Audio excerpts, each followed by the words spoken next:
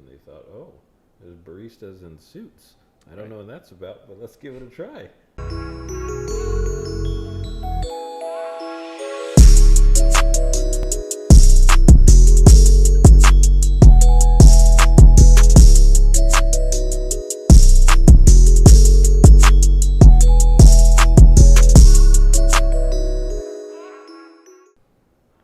Hey everybody, welcome back to the Vagrant Coffee HustleCast with Josh and Jared. It's our entrepreneurial podcast based off our experiences in coffee. Today we're going to be continuing the conversation that we talked about last week about starting a business and where to begin, and then we're going to be doing a deep dive into what our experiences have been. All right. Before we get into that, let's talk about what's keeping us awake today. We're drinking Rwanda Murhororo with notes of key lime, watermelon, and dark chocolate. And you can find it anywhere Vagrant Coffee's sold. Yeah, so swing by any of our shops or go online, www.vagrantcoffee.com, and pick up a bag. So today we're talking about starting a business. And if you watched our episode last week, we talked about creating the big picture of the idea of what you want your business to do. And then we talked about your value proposition. And then we ended with identifying your target audience. Right. Yeah. And so today we'll continue that conversation and talk about how we went from the big picture into the Whew, coffee's really warm. Yeah. Into the more hands-on, how did we actually execute on that idea? It just spilled that all over my shirt. That's on camera. All right. Well. So continuing on from last week's podcast, now we're going to get into how we took that big picture idea and executed on it. Yeah. So the things that we talk about today will tie into last week's. If you haven't had a chance to watch that, go back and watch last week's episode. That'll help you feel caught up on what we're talking about today. Yeah. So when we created the big picture for Vagrant, we narrowed it down to the idea of using technology to provide specialty coffee to individuals and businesses. Right. That's the big picture idea for us. Yep.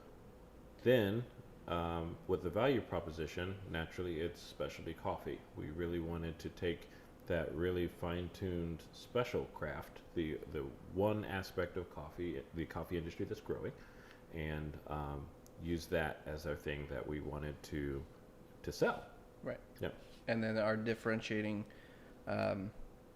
proposition was the being able to do that craft coffee anywhere. Yeah, yeah.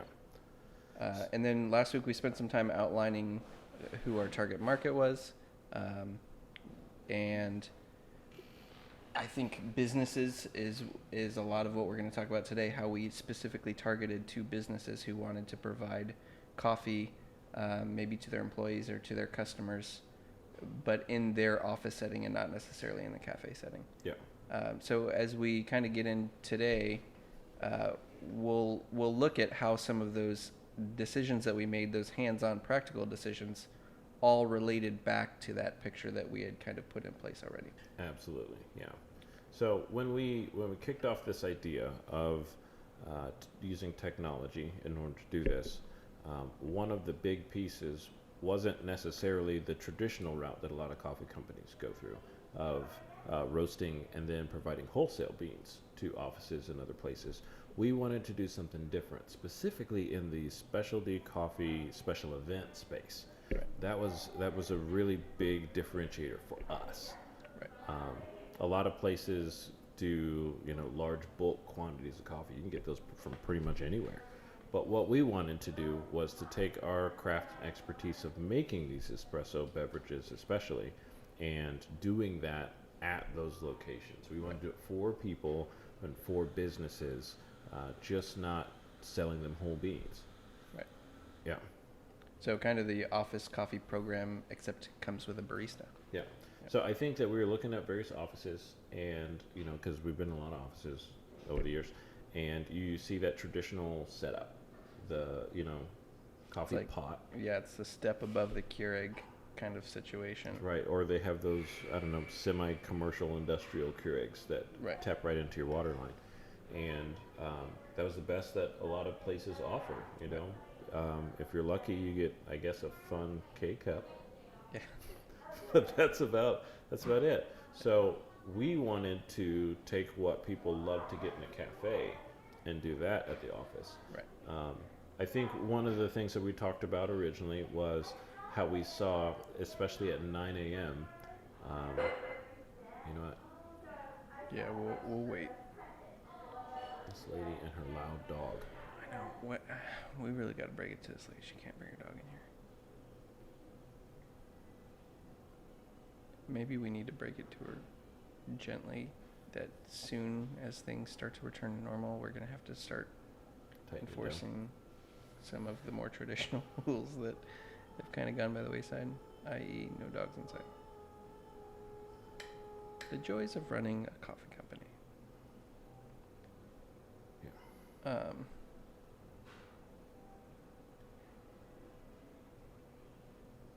Well, if nothing else, that little gap was enough to denoise. Because I forgot to do that right at the beginning. Oh, okay. So that's at the 21-minute mark. I almost need a notepad where you can like jot notes as we go. Yeah. That's why we just need a audio engineer who's able to just Right. make all the notes as we go. That'd be nice. I wonder if that's something that my dad would do. He's a audio engineer on the side. Okay. That he runs sound for like a mega church. And he's run sound for churches since I was born, I think. Got it. Yeah. That'd be nice. Although he'll probably look at our setup and be like, yeah, that's not gonna work. Well, I mean, We could record at JOR and put everything through their big equipment. we could, but I'm just wondering, like, background and, the Well, it'll be set. silent. Well, yeah. We do need the set part. Well, I mean, we could always just get a green screen. And put whatever we want behind it. So, here we go. All right. At 23 minutes. I wanted to start back with when you go into an office building and you see their coffee set up. At best, they have like a coffee pot or like one of those commercial Keurigs. Right. Some of the more fancier, offices have like cold brew on tap. Right. Or some other self-serve coffee type situation. But that's not what we wanted to do. We wanted to bring the cafe to them and Right. offer the same things that they would get when they came into the coffee shop.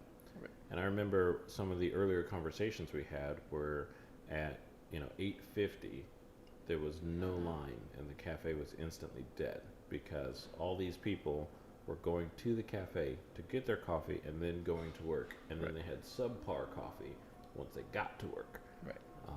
And so we were playing with the idea, wondering, is it that people aren't interested in drinking any more coffee, or is it that they just didn't have access to really great coffee and they were stuck with what they had?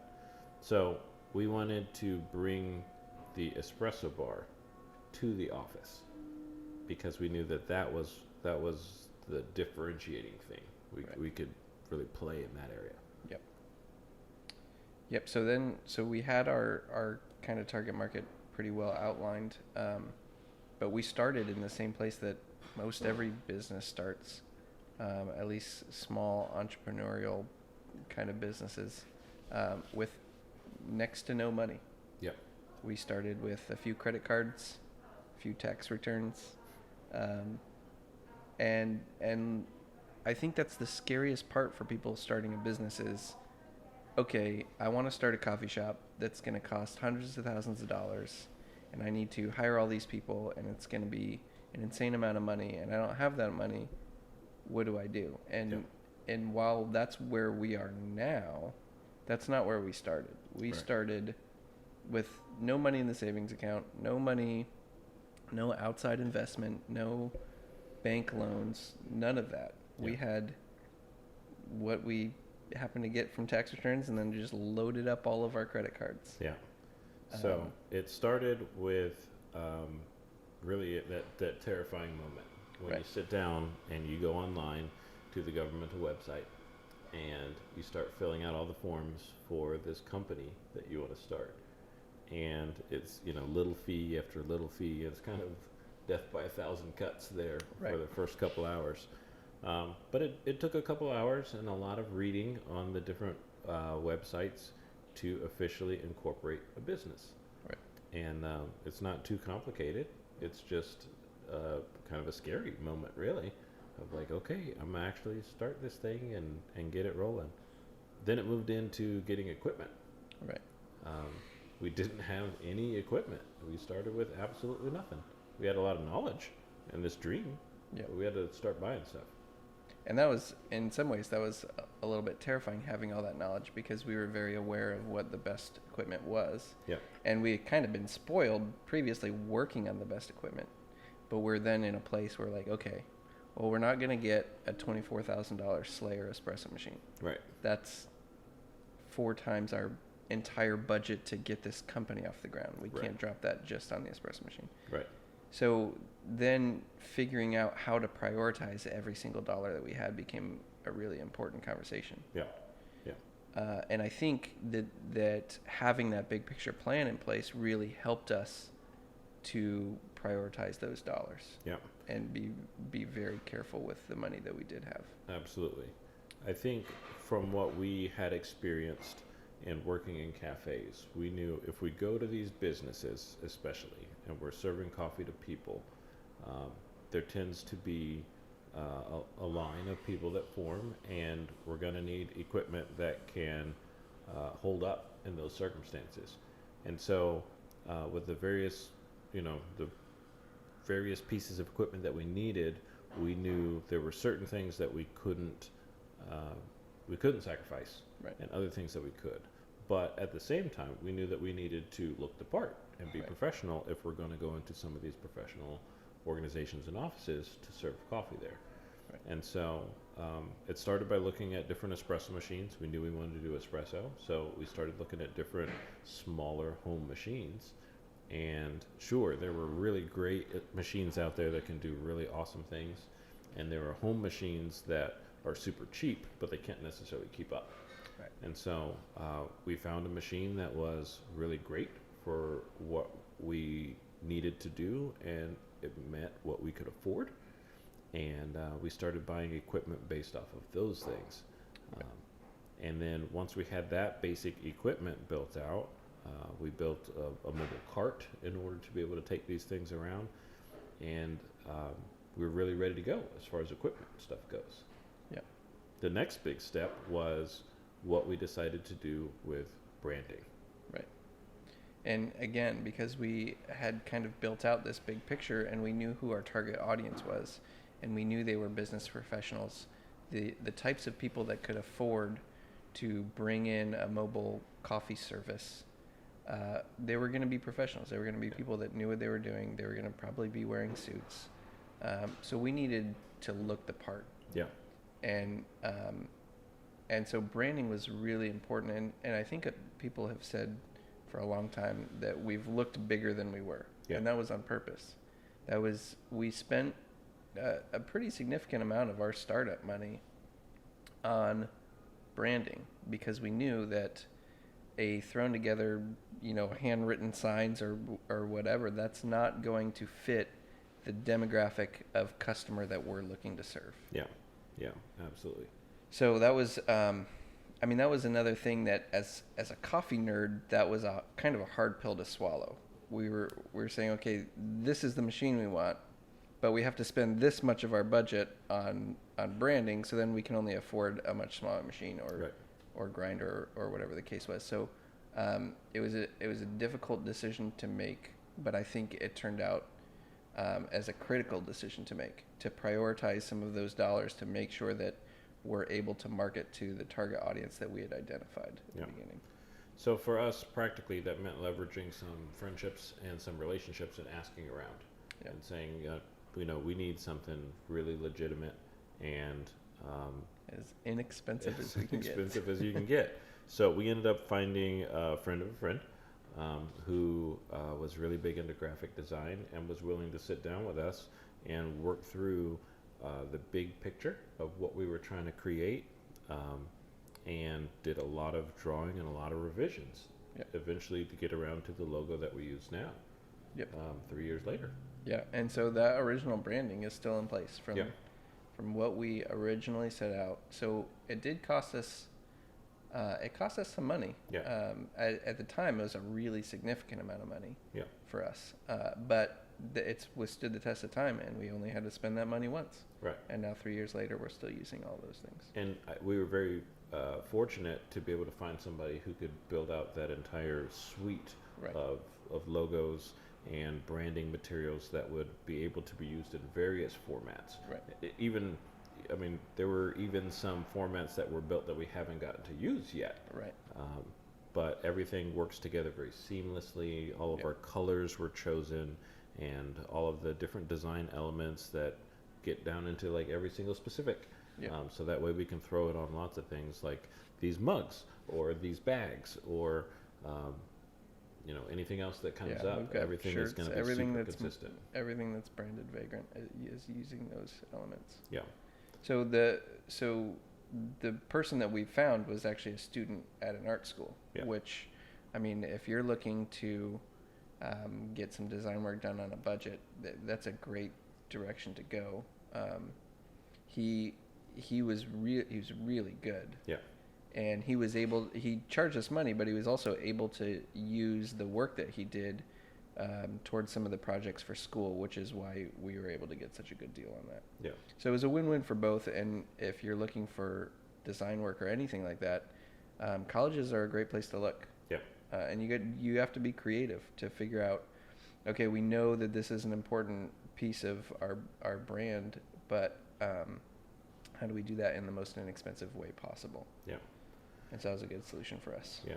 Also, we knew as soon as we got the logo and design, we knew that we needed to be able to look the part when we get to those locations, which meant making sure we presented ourselves really well. Right. I remember some of those earlier events that we got invited to. We're talking like law offices and other places like that where people are really, really fancy, and we were thinking like, okay, how do we get there? How do we make sure that we look similar to the people who we're actually serving? So that meant like wardrobe changes. Right. And for us, that meant like buying things that we wouldn't have necessarily thought to buy. Right. Because that's the clientele that we're serving. Right. And so as we started to get some of these events and roll things out, we were able to tweak things a little bit and grow and adapt. Even as far as vehicles. So in the beginning, we used what we had. We used our personal vehicles to transport around as much as we could. Right. Which meant sometimes you're pulling up someplace and you're getting your equipment out and kids' toys are falling out of the car. Right. And, that's not necessarily the most professional look, but that's what we had. Right. And fortunately, people were kind and understanding, and they really ended up liking our product, because I think that was a huge point of comfort for people when, sure, it may have taken a little work for us to get set up those few times and, forgetting pieces of our equipment. But then once we were set up in those spaces, the thing that we were able to create was really, really magical, right. I think, for a lot of people. When you're used to a Keurig and then a barista comes to your office and then is able to churn out something with beautiful latte art, right. It really changes your whole demeanor about the whole experience, and that's really what we were trying to create. Right, and we were trying to create the elevated experience. Yeah. A lot of times the especially coffee industry kind of has this caricature of like the hipster barista that hasn't showered in a few months and is unkempt and untidy, and because we had kind of established what our target market was, we wanted to match that target market and not match the caricature that has been created around the specialty coffee scene. Yeah. And I think that that in the startup phase, that was critically important. The look and feel and the elevated experience you got with us. And as we got better at doing that, and as we had more events and we were able to pour more money back into the company and continue to elevate that experience, that just continued to open up more and more opportunities for us to do bigger and nicer and fancier events. Yeah. So we literally got event requests based on people getting on our website and seeing us looking fancy in people's fancy offices. Yeah. Yeah. It was, people saw a picture of us in our blue suits and they thought, oh, there's baristas in suits. I don't know what that's about, but let's give it a try. And it helped that, you know, the vehicle that we were able to use at the beginning was a Mini Cooper, and people thought like, oh, this is really fancy. This is really legit. Again, a branded Mini Cooper. Yeah. It had Vagrant coffee all over it. So that was a really big piece. But it was also important for us to start to think about who our client was trying to be and what they were trying to accomplish. Right. So when a office would bring us in for an employee or client appreciation, we realized it wasn't so much about the coffee for the client. It was the coffee for who the client is trying to impress. Right. And so that is a huge, huge differentiator from like a normal coffee shop.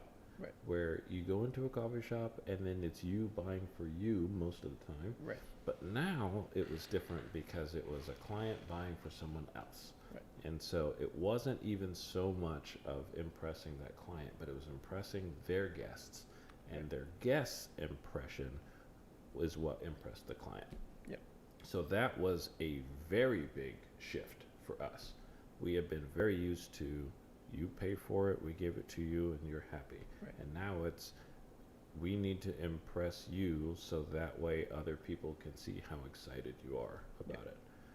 Which meant for us, yes, it is, you know, it's about the coffee, it's about that person, but it was about a little bit more of interaction and inspiration for that person to receive their product, to receive their coffee, and then go back and say, hey, this is really awesome. I'm really thankful that you did this for us. This really helped my day.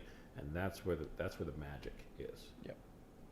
And that was different for each and every event that we did. It still is different for every event. Yeah. And there was times we would do, I'm thinking of like the lunch and learn we did, where it was for a bunch of computer programmers, and they're very, I mean, nerdy for a lack of a better term. Yeah. And they wanted to talk specifics. And so we did basically a class and got into brewing ratios and tasting notes and water temperatures and all of the super nerdy things that we love about coffee. And for that group of people, that was perfect. Right. And then there was another, like that crazy birthday party we did that was full of family members from Denmark. And is it Denmark? Yeah. Yeah, Denmark. And they just drank lattes like crazy. And all we had to do was pour them a fantastic latte. Those guests went and told the host, who had actually paid for us, so many times about how beautiful the coffee was. So it's knowing who your customer is, and in a weird way for us, that wasn't always the person paying for it. Yeah. So we needed to impress the people that were receiving the coffee so that they could be excited and tell the host who had actually paid for it. Right. And I think going back to that lunch and learn that we did, we went with the anticipation of making coffee for people and that those people would be excited about the coffee. Right. And it wasn't until we got there that they got their coffee and that was good, but they were interested in something else. Right. And that we weren't necessarily planning on. Right. But what we were able to do then, like you said, was teach. And a lot of the magic in coffee is making latte art. Right. And so we gave people the chance to make their own latte art. And that was the thing that they were super excited about. That was the thing that got them super jazzed. It wasn't even quality of the coffee per se. It was, oh, you're going to let me? You're going to let me try it? You're going to let me touch your equipment? And it's like, sure, I'll walk you through the process. And that was the thing that was really exciting for them. And I imagine, I mean, just referring back again to the big picture podcast we did last week, if your big picture was different, I can even imagine different coffee companies we said, okay, our target market is suburban, whoever, I don't know, whatever that target market looks like, the things that we're talking about that was really important for Vagrant may not be important. It may be important to have a more rustic and handmade feel. And then if that's the case, maybe you don't want a super polished logo, and that's not somewhere you need to prioritize spending money in that place. So, I mean, all of this rolls back to having a really well put together big picture, so that when it's time to be boots on the ground and pulling the trigger on spending money, you're spending your money well, and you're spending your time well, and you're spending your effort well. And that will take such different forms and shapes for different companies, depending on all of those things. Then once you have those pieces, it comes back to connecting to your big picture and being flexible. Right. So next week we're going to get into more about what do you do when you get your boots on the ground and things take off, and what you find is, the people who did this or who I'm giving this to want something a little bit different, or they want something to change. I know that for us, one of the big conversations we had with that was from a business perspective. When businesses were thinking of using us, some businesses said that they didn't like our name. Right. And so that created an instant eye-opening experience for us. And what are we going to do about that? Or businesses that said that they would like to take it seriously, but our prices are too low. Yeah. And that was a mind blow. Right. Like, we assumed that this was a really fair price, but other businesses said, like, well, if you were really professionals, you'd charge more. And so for us, it has been this constant shift of like, okay, our desire is to use technology to bring this specialty coffee to individuals and businesses, and this is the feedback that we're getting. Right. And now what? Because now things got real and things are getting scary. Yeah. So we're going to get into that more next week, and explore some of our journeys and the things that we've learned after you get things off the ground.